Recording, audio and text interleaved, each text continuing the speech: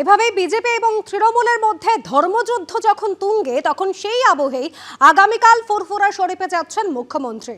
ফুরফুরা শরীফের পীরজাদাদের সঙ্গে বৈঠকের সম্ভাবনা রয়েছে। আগেই ফুরফুরা শরীফ নিয়ে উন্নয়ন পর্ষদ গঠন করেছে রাজ্য সরকার। ফুরফুরা শরীফের উন্নয়ন নিয়ে আলোচনার সম্ভাবনা রয়েছে। পাম্প চালিয়ে উঠছে বিল, কেএসবি পাম্প বাঁচায় বিদ্যুৎ, বিলের প্রবলেম গেল। বিদ্যুৎ সাশ্রয়কারী জার্মান টেকনোলজিতে তৈরি কেএসবি পাম্প। পয়সা বাঁচাও, টেনশন ভাগাও।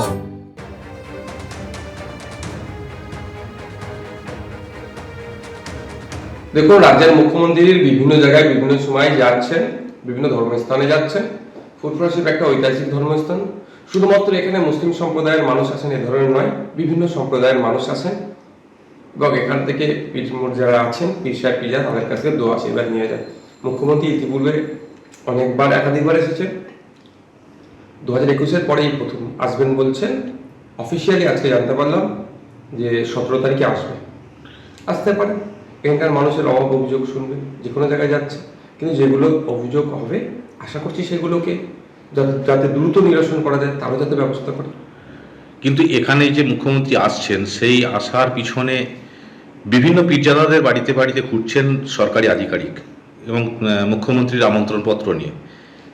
সেটা কি আপনার কাছেও এসেছিলেন? হ্যাঁ, একটু আগেই আধিকারিকরা এসেছিলেন, জানালেন 17 তারিখে 4টার আশপাশে রাজ্যের মুখ্যমন্ত্রী ফুরফুরা শরীফে আসবেন। তার জন্য আমন্ত্রণ জানাচ্ছেন। আরও অনেককে পীর সাহেব পীরজাদাকে আমন্ত্রণ জানিয়েছেন, তার সাথে আমাকেও আমন্ত্রণ জানিয়েছে, আমাদের টোটাল পরিবারকে আমন্ত্রণ জানিয়েছে, আমন্ত্রণপত্র দিয়ে গেলেন। মমতা বন্দ্যোপাধ্যায়ের অনুমতিতেই ডায়মন্ড হারবার ছাড়িয়ে এবার দলের রাজ্য নেতৃত্বে অভিষেক বন্দ্যোপাধ্যায় প্রত্যাবর্তন। মেগা বৈঠক এবং সেই বৈঠকে আমাদের সবার নেতা বলে তাকে সম্বোধন করলেন সুব্রত বক্সী। ভোটে 4 জেলার পারফরমেন্স নিয়ে ক্ষুব্ধ অভিষেক বন্দ্যোপাধ্যায়। পূর্ব মেদিনীপুর থেকে মালদা, জলপাইগুড়ি থেকে দক্ষিণ দিনাজপুর নেতাদের উদ্দেশ্যে একেবারে কড়া বার্তা দিয়েছেন অভিষেক বন্দ্যোপাধ্যায়। পূর্ব মেদিনীপুরে অল্প ব্যবধানে নিজেদের মধ্যে ঝগড়া করে হেরেছে, একটু পরিশ্রম করলেই কাঁথিতে আমরা জিততে পারতাম। এবার পূর্ব মেদিনীপুরে 12টি আসনে জিততেই হবে, একেবারে টার্গেট বেঁধে দিয়েছেন অভিষেক বন্দ্যোপাধ্যায়। মালদার ক্ষেত্রে তার বক্তব্য, মালদায় অত্যন্ত খারাপ ফল, ব্লক এবং জেলা নেতৃত্ব এর জন্য দায়ী। নিজেদের ঝগড়া করে অন্যদের সুযোগ করে দিয়েছেন। মালদা নিয়ে আলাদা সাংগঠনিক বৈঠক করার কথাও জানিয়েছেন অভিষেক বন্দ্যোপাধ্যায়। যেসব বিধানসভায় 70% ভোটে হার, সেখানে বুথ এবং অঞ্চল সভাপতি বদল করুন। যেখানে যেখানে খারাপ ফল, সেই সব জায়গায় শীঘ্রই ব্লক এবং জেলা সভাপতি বদল। 5 দিনের মধ্যে তৃণমূলের নতুন জেলা সভাপতিদের নাম ঘোষণা। ডাবগ্রাম ফুলবাড়িতে 314টি বুথের মধ্যে 277টি বুথে হেরেছে।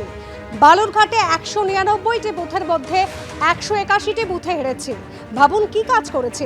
ভার্চুয়াল বৈঠকে এভাবেই কঠোর বার্তা দিয়েছেন অভিষেক। অবৈধ বালি খাদান, অবৈধ ক্রাশার থেকে শুরু করে নানা ধরনের অন্যায় কাজে আপনার উত্তরবঙ্গের নেতারা জড়িয়ে রয়েছে। মানুষকে প্রতিনিয়ত তাদেরকে নিপীড়িত করা হচ্ছে। উত্তরবঙ্গের মানুষকে প্রতি মুহূর্ত বোকা বানানো হচ্ছে। তার সব থেকে বড় স্মারক হচ্ছে উত্তরকন্যা। ফলে স্বাভাবিকভাবেই এই বোকা বানানোর নিরন্তর প্রক্রিয়ার মধ্যে দিয়ে 2024-এর যে ফলাফল দেখেছেন, সেই ফলাফলেও আবার বলছি, ভয় দেখিয়ে ভোট নিয়েছেন, ভালোবাসায় ভোট পাননি।